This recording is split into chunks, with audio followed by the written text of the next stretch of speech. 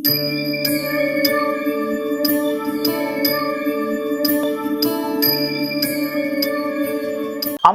ஆன்மீக அன்பர்கள், நேயர்கள், ஜோதிட அன்பர்கள் அனைவருக்கும் அன்பான வணக்கங்கள். நான் உங்கள் வாழ்க வளமுடன் ஜோதிடர் ஸ்ரீ குரு சுந்தர வடிவேல். இப்ப பாத்தீங்கன்னா, இந்த தமிழ் வருடத்துல கடைசி மாதமான பங்குனி மாதத்திற்கு என்ன விதமான பலாபலன்கள் உங்களுடைய ராசியான தனுசு ராசிக்கு எப்படி இருக்குது, என்ன செய்யலாம், என்ன செய்யக்கூடாது, என்ன விதமான வழிபாடுகள் நல்லா இருக்கும் அப்படிங்கிறத பற்றி விரிவா தெளிவா நம்ம பார்க்க இருக்கிறோம். அது மட்டும் இல்லாம நட்சத்திர பலன்களையும் பார்க்க இருக்கிறோம். அதனால கடைசி மட்டும் நம்ம வீடியோவை நீங்க பார்க்கலாம். இப்ப பாத்தீங்கன்னா, இப்ப பங்குனி மாதம் அப்படின்னு எடுத்துக்கிட்டோம் அப்படின்னு கேட்டீங்கன்னாக்க, பங்குனி மாதத்துல ஒரே ஒரு சிறப்பு விசேஷம் உண்டுங்க. அது என்னன்னு கேட்டீங்கன்னா, தமிழ் கடவுள் அப்படின்னு சொல்லக்கூடிய முருகப்பெருமானுக்கு பாத்தீங்கன்னா அபிஷேக ஆராதனைகளும், அது மட்டும் இல்லாம தேரோட்ட திருவிழா அப்படிங்கிறதும் நடைபெற இருக்குது. இந்த பங்குனி உத்திர நன்னாள்ல அந்த முருகப்பெருமானின் அருளை முழுமையாக பெறுறது அப்படிங்கிறது ரொம்ப முக்கியம். இதுதான் மிகப்பெரிய சிறப்புக்குரியது. அது இல்லாம 7 சிவ முகூர்த்தங்கள் இருக்குது. இப்ப இந்த பங்குனி மாதத்தை பொறுத்த வகையில உங்களுடைய ராசி தனுசு ராசிக்கு என்ன விதமான மாற்றம், முன்னேற்றம் இருக்குது, என்ன செய்யலாம் அப்படின்னு பார்த்தோம்னா, தனுசு ராசி அப்படின்னு எடுத்துக்கிட்டோம்னாலே காலச்சக்கரத்தின் 9வது ராசி, காலபுருஷனின் 9வது ராசின்னு சொல்றது உண்டு. குரு பகவானோட ஆதிக்கம், ஒரு இலக்கை நோக்கி பயணிக்கிறது, குறிக்கோளை நோக்கி பயணிக்கிறது, குறிக்கோளை அடையும் வரை தீவிர முயற்சியில் இருக்கிறது. இதெல்லாம் தனுசு ராசிக்குனே உண்டான ஒரு அமைப்பு. தனுசு ராசி அப்படிங்கிறது பாத்தீங்கன்னா ஒரு லட்சிய பயணம் இருக்கும். இப்ப உங்களுடைய ராசிநாதன் 6ஆம் இடத்துல போயிட்டார். ஒரு ராசி, அந்த ராசியோட ராசிநாதன் லக்கணநாதன் 6ஆம் இடத்துல போய் அமர்றது அப்படிங்கிறது அவ்வளவு சிறப்பா எடுத்துக்க முடியாது. என்ன காரணம் அப்படின்னா, 6, 8, 12ஆம் இடங்கள்ல பாத்தீங்கன்னா இந்த கிரகங்கள் போய் அமர்றது அப்படிங்கிறது சுபத்துவத்தை வழங்காது. உடலுக்கோ மனதுக்கோ நெகட்டிவான விஷயங்களை தான் கொடுக்கும். செயல்கள் நெகட்டிவா இருக்கும், இல்லைன்னா மனமே நெகட்டிவா செயல்படும். இந்த மாதிரி நெகட்டிவ் வைப்ரேஷன், நெகட்டிவ் அதிர்வுகளை கொடுக்கும். கடன், வம்பு, வழக்கு, மனஸ்தாபங்கள், உறவுகள்ல ஒரு பிரிவினை, சிக்கல், மனக்குழப்பம், தடுமாற்றம், இப்படின்னு பல்வேறு விஷயங்களை கொடுக்கும். அப்ப 6ஆம் இடத்துல அமர்ந்ததால் அது கொடுக்கிறது. 6, 8, 12 அமர்வதால் இப்படிப்பட்ட சிக்கல்லாம் வருது அப்படின்னாலும், இப்ப உங்களுடைய ராசி தனுசு ராசிக்கு ஒரு நல்ல விஷயம் நடந்திருக்கு. அது என்னன்னு பாத்தீங்கன்னா, உங்களுடைய ராசி தனுசு, ராசிநாதன் அமர்ந்தது சுக்கிரனோட வீட்டுல 6ஆம் இடத்துல. அந்த சுக்கிரன், அந்த 6ஆம் வீட்டு அதிபதி அமர்ந்தது பாத்தீங்கன்னாக்க உங்களுடைய ராசியிலிருந்து 4ஆம் இடத்துல உச்ச பலத்துல இருக்கார் சுக்கிரன். இந்த சுக்கிரன் குரு பரிவர்த்தனை அப்படிங்கிறது ஏற்பட்டிருக்கு. இதுதான் உங்களுக்கு இந்த காலகட்டத்துல யோகமா செயல்பட போகுது. இதுதான் ஒரு முன்னேற்றமா செயல்பட போகுது. இங்கதான் ஒரு நல்ல விஷயமே உங்களுக்கு வருது. தனித்து 6ஆம் இடத்துல போய் இருந்து 6, 8, 12 மறைந்திருந்தா அவ்வளவு சிறப்பு கிடையாது.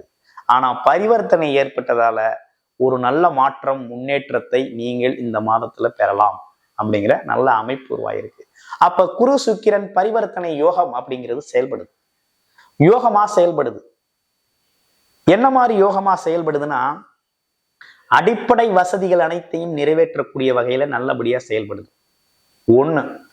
இன்னொன்னு, வீட்டுல சுப நிகழ்ச்சிகள், சுப விஷயங்கள் நடக்க இருக்குது. குழந்தை பிறப்பு, அப்படி இல்லைனாக்க திருமணம் சம்பந்தப்பட்ட, அதாவது சடங்குகள், சம்பிரதாயங்கள் எல்லாமே நடக்க இருக்கு. வீட்டுக்கு உறவுகள், சொந்தங்கள் வந்து போறது, எப்போதுமே கூட்டமா வீட்டுக்கு விருந்தாளிகள் வர்றதும் போறதும், ஒரு இணக்கமான சூழ்நிலை உருவாக்குறதுமா இருக்க போகுது. அது மட்டும் இல்லாம வீட்டோட ஆடம்பர தேவைகளை நிறைவேற்ற போறீங்க. அது மட்டும் இல்லாம ஒரு ஆணா இருந்தா வண்டி வாகனம் வாங்குறது, இல்ல புதுசா மாத்திக்கிறதுங்கிற மாதிரி ஒரு அமைப்பு இருக்கும்.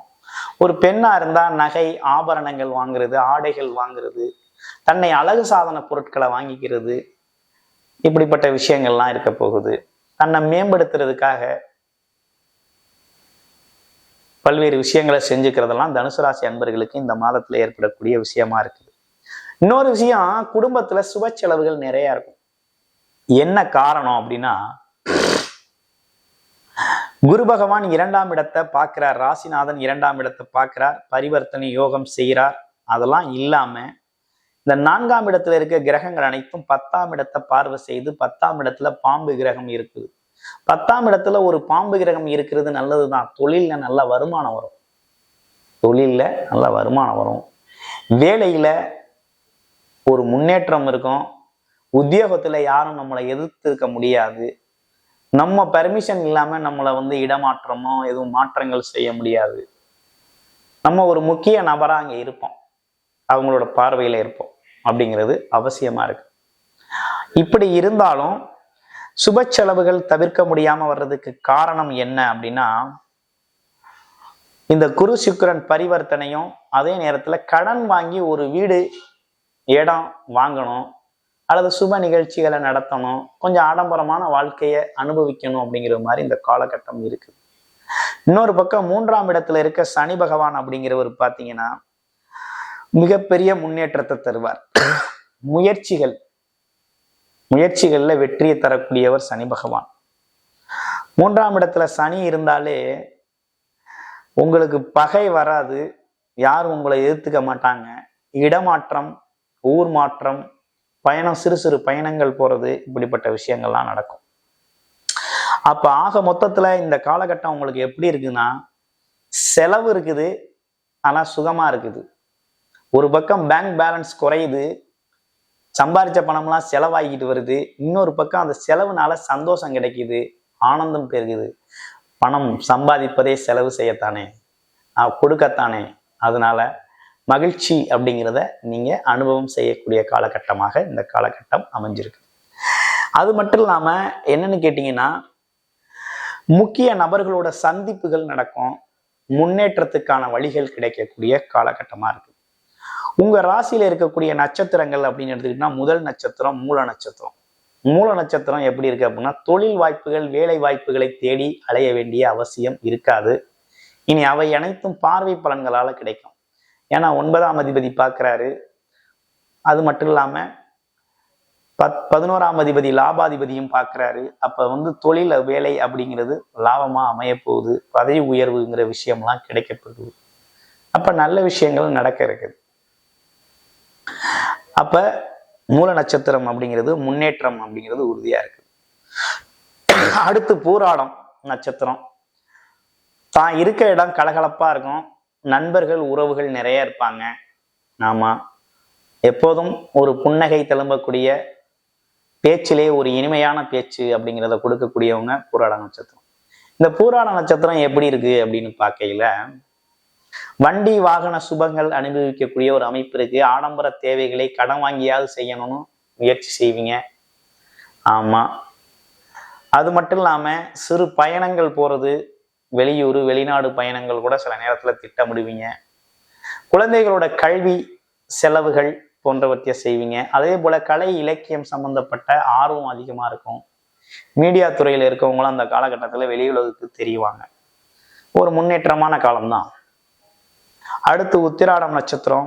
உத்திராடம் நட்சத்திரத்தை பொறுத்த வகையில எப்படி இருக்கு அப்படின்னா, இந்த கவர்மெண்ட் செக்டார்ல இருக்கவங்களுக்கு எல்லாம் ஒரு பாக்கியம் கிடைச்சது மாதிரி இந்த காலகட்டத்துல அரசு துறை தேர்வு எழுதுறவங்களுக்கெல்லாம் ஒரு முன்னேற்றம் உண்டு. திடீர்னு இடமாற்றம்லாம் நடக்கும், திடீர்னு டிரான்ஸ்ஃபர் பண்ணிடுவாங்க, வேலை இடமாற்றம் அப்படிங்கிற ஒரு விஷயம் நடக்கும். அதே போல அரசு காரியங்கள், கொஞ்சம் தடைப்பட்ட காரியங்கள்லாம் நல்லா நடக்கும், கொஞ்சம் மதிப்பு மரியாதை கூடும். அப்பாவுக்கும் உங்களுக்குமான இருந்த உறவுகள்லாம் கொஞ்சம் முன்னேற்றம் ஏற்படக்கூடிய சூழ்நிலைகள்லாம் இருக்குது. அப்ப தனுசு ராசியை பொறுத்த வகையில இந்த மாதம் பார்த்தீங்கன்னா ஒரு வகையில செலவு ஒரு பக்கம் நிறைய இருந்தாலும் வரவும் அதுக்கு ஏத்த போல ஈக்குவலாவே நல்லபடியா இருக்குது. தொழில் வேலை வருமானம் சம்பந்தப்பட்ட விஷயங்கள் நல்லா இருக்கு. குடும்பத்தின் மகிழ்ச்சி அப்படிங்கிறது நல்லா இருக்கு. குழந்தைகளோட கல்வி நிலை, கல்வி அமைப்புகள் நல்லா இருக்கு. எதிர்காலம் குறித்து திட்டமிடுறது அப்படிங்கிற ஒரு விஷயம்லாம் அந்த காலத்துல நடக்கும். அதே போல பெண்கள் சம்பந்தப்பட்ட விஷயத்துல அவங்களுக்கு ஆடை ஆபரணம் சம்பந்தப்பட்ட விஷயமெல்லாம் வாங்கி மகிழ்வாங்க. கூடி மகிழக்கூடிய, உறவினர்களோடு கூடி மகிழக்கூடிய அமைப்புகள்லாம் ஏற்படுது. சொந்த பந்தங்களோடு ஒற்றுமையா வாழணும் அப்படிங்கிற மாதிரி இருக்குது. ஆமா, அடிப்படை வசதிகளை அனைத்தையும் சரி செய்யக்கூடிய மாதமாக இந்த மாதம் அமைஞ்சிருக்குது. இவை அனைத்தும் பொது பலனா நம்ம சொல்லிக்கிட்டு இருக்கோம். உங்களுடைய ராசிக்கு, லக்கணத்துக்கு, நட்சத்திரத்துக்கு, பிறப்பு ஜாதகத்துல என்ன தசாபுத்தி அமைப்பு நடக்குது அப்படிங்கிறத பார்த்துக்கணும். நல்ல தசாபுத்தி அமைப்புகள் இருந்தா அந்த கோச்சார பலன்களோடு இப்ப ஒப்பிட்டு நல்ல பலன்களை நீங்க எடுத்துக்க முடியும். கொஞ்சம் தசாபுத்தி அமைப்புகள் கொஞ்சம் உங்களுக்கு பிறப்பு ஜாதகத்துல சரியில்லை அப்படின்னா இந்த பலன்களை அனுபவிக்கிறீங்க ஒரு சிரமம் அப்படிங்கிறது ஏற்படக்கூடிய ஒரு அமைப்பு அப்படிங்கிறது உருவாகும். அதனால பிறப்பு ஜாதகத்தை பார்த்துக்கிறது ரொம்ப நல்லது. வழிபாடு அப்படின்னு எடுத்துக்கிட்டோம்னா அம்பாள் வழிபாடு அப்படிங்கிறத தொடர்ச்சியா செஞ்சுட்டு வாங்க. வெள்ளிக்கிழமைகள்ல ஆரோக்கியம் மேம்படக்கூடிய ஒரு அமைப்பு அப்படிங்கிறது உருவாகும். நன்றி, வணக்கம், வாழ்த்துக்கள்.